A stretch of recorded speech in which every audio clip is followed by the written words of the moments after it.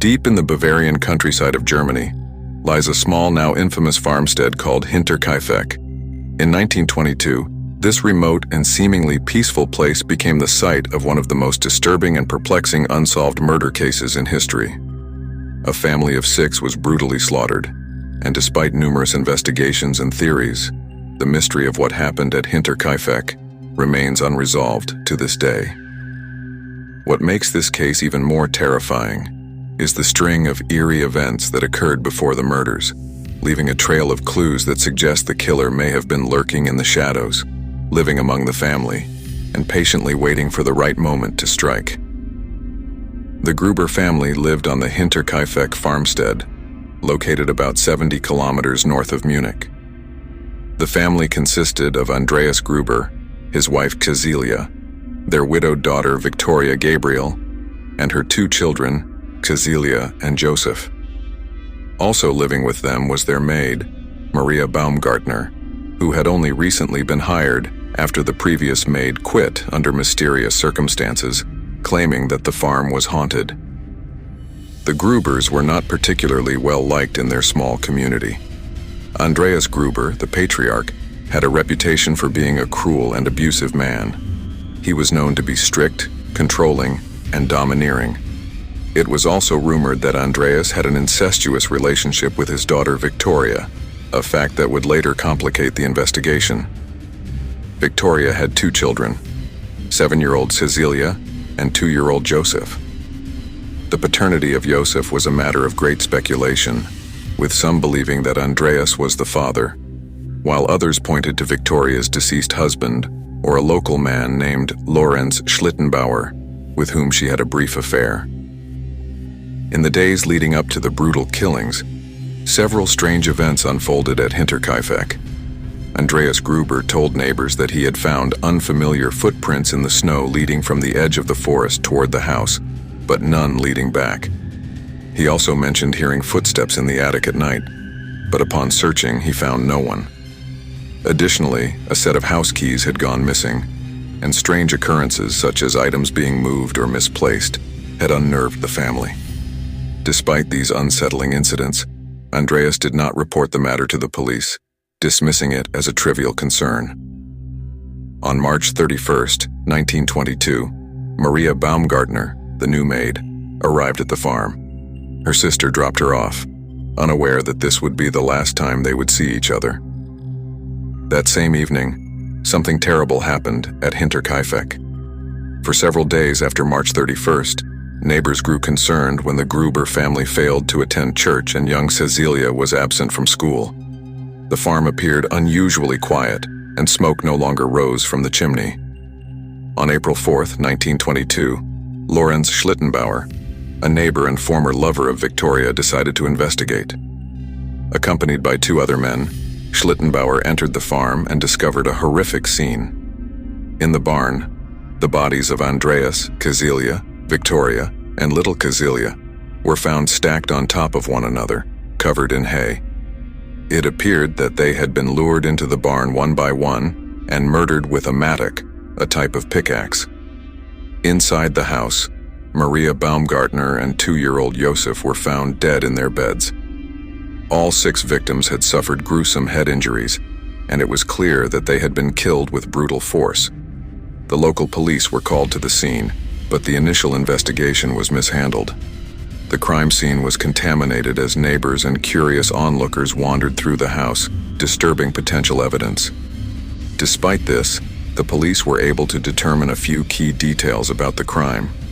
The murders were believed to have taken place on the night of March 31st.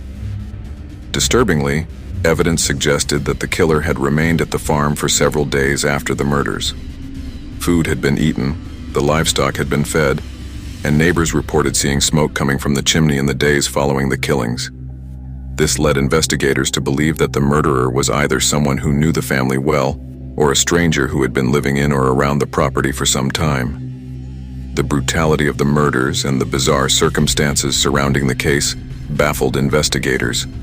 Theories ranged from a robbery gone wrong to a crime of passion. However, valuable possessions and money were left untouched, ruling out robbery as a motive. The possibility of incest and family strife added complexity to the case, but no concrete evidence emerged to point to a specific suspect. Over the years, numerous theories have been proposed to explain the Hinterkaifeck murders, but none have been conclusively proven. Some of the most prominent suspects in theories include, as Victoria's former lover and the possible father of Josef, Lorenz Schlittenbauer was one of the main suspects. He was one of the first people to discover the bodies, and his behavior at the crime scene raised suspicion. It was reported that Schlittenbauer seemed unusually calm and had no qualms about disturbing the bodies, leading some to believe that he was familiar with the murders. However, no solid evidence was found linking him to the crime. The previous maid had quit her job at Hinterkaifeck just weeks before the murders, claiming that the farm was haunted. Some speculated that she may have been involved or had knowledge of the crime, but she was never formally accused, and there was no clear motive for her to commit such a violent act. Another theory suggests that a transient or vagrant may have been responsible for the murders. Given the remote location of the farm, it's possible that a stranger could have been hiding in the attic or nearby woods, watching the family for days before finally attacking. However, no one fitting this description was ever found, and the theory remains speculative. Some theories point to internal family conflict as the motive for the murders. The rumored incestuous relationship between Andreas and Victoria, along with the question of Josef's paternity, led some to believe that the killings were the result of a family dispute.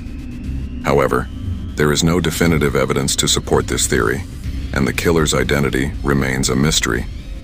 The Hinterkaifeck case has also attracted attention from paranormal enthusiasts due to the strange events that occurred before and after the murders.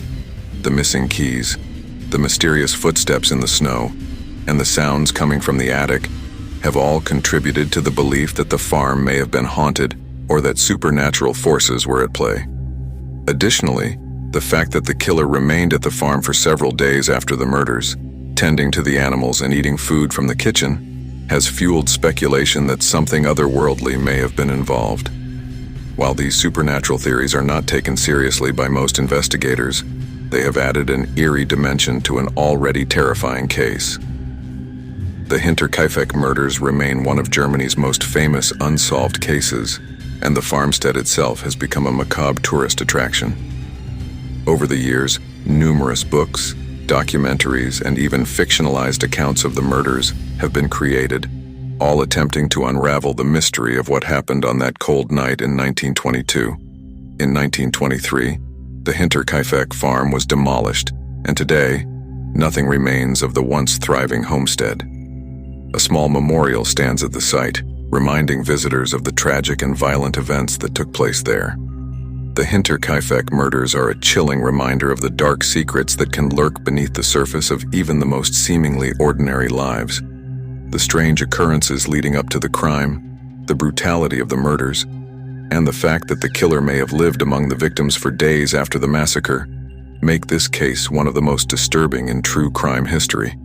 Despite numerous investigations, interviews, and theories, the mystery of who killed the Gruber family and why remains unsolved, leaving us to wonder what really happened on that fateful night in 1922.